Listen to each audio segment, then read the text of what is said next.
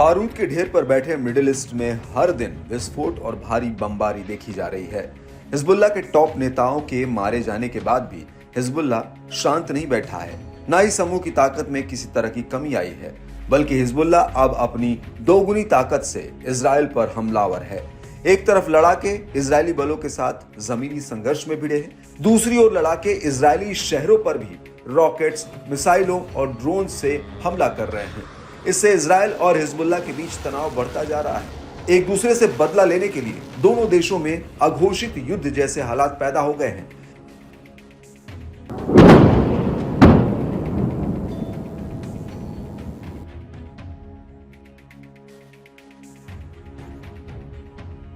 Hezbollah ने Israel पर 350 से ज्यादा रॉकेट फायर करने के अगले दिन भी अपने तेवर बरकरार रखे।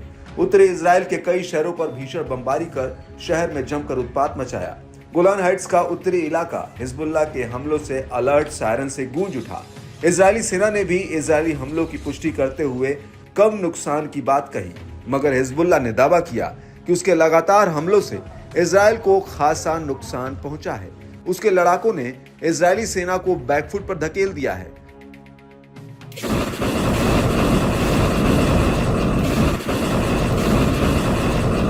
लेबनानी न्यूज अल मयादीन के मुताबिक हिजबुल्लाह ने अब एफपीवी ड्रोनों के इस्तेमाल को भी बढ़ा दिया है। छोटे विस्फोटकों से लदे ड्रोन ऑपरेटरों को युद्ध के मैदान की लाइव फुटेज देते हैं, जिससे लड़ाकों को अलग अलग टारगेट्स पर सटीक हमला करने में मदद मिलती है।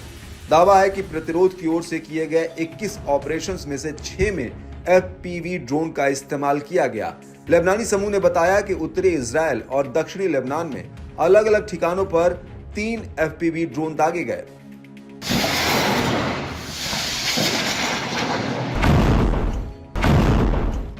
इजराइल की इमरजेंसी सर्विस मैगन डेविड एडोम ने हिजबुल्लाह के हमलों से हुए हताहतों की जानकारी दी। एजेंसी ने बताया कि नहरिया पर हिजबुल्लाह के रॉकेट हमले में कम से कम 2 लोग छर्रे लगने से घायल हुए। कई अन्य लोगों का इलाज किया जा रहा है। आईडीएफ का कहना है कि हमले में 10 रॉकेट दागे गए, जिनमें से कुछ शहरों के अंदर भी गिरे।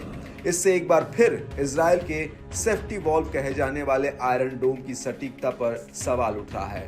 दरअसल हिजबुल्लाह ने इजराइल पर लगातार हमला कर उसके एयर डिफेंस सिस्टम के घमंड को चकनाचूर किया है।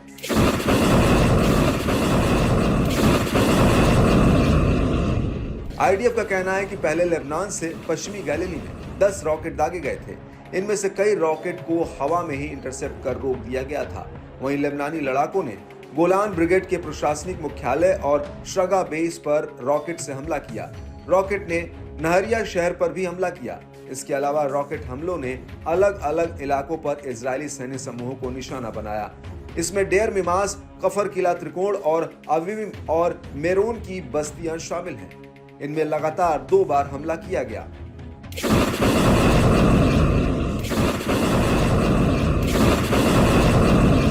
समूह ने अपने हमलों से जुड़ा ताजा वीडियो को भी शेयर किया है। इसमें देखा जा सकता है कि लड़ाके इजरायली इलाकों की पहले से ली गई सैटेलाइट तस्वीरों से अपना टारगेट सेट करते हैं। इस दौरान लड़ाके इजराइल के हाइफा नौसैनिक अड्डे को अपने सटीक और घातक रॉकेट से निशाना बनाते हैं। अपने हमले को अंजाम देने के लिए लड़ाके फज्र 3 और फदी 1 रॉकेट का इस्तेमाल करते हैं। इसके बाद वीडियो में इजरायली शहरों पर दागे जा रहे रॉकेट्स को दिखाया गया है। हाई स्पीड रॉकेट आग उगलते हुए इजरायली शहरों पर जबरदस्त हमला करते हैं। इससे इजरायली शहरों में भयंकर तबाही की तस्वीरें देखी जा सकती है, जिसमें कई इमारतें क्षतिग्रस्त हैं तो कई इमारतें रॉकेट के छर्रों से पटी हुई दिखती हैं।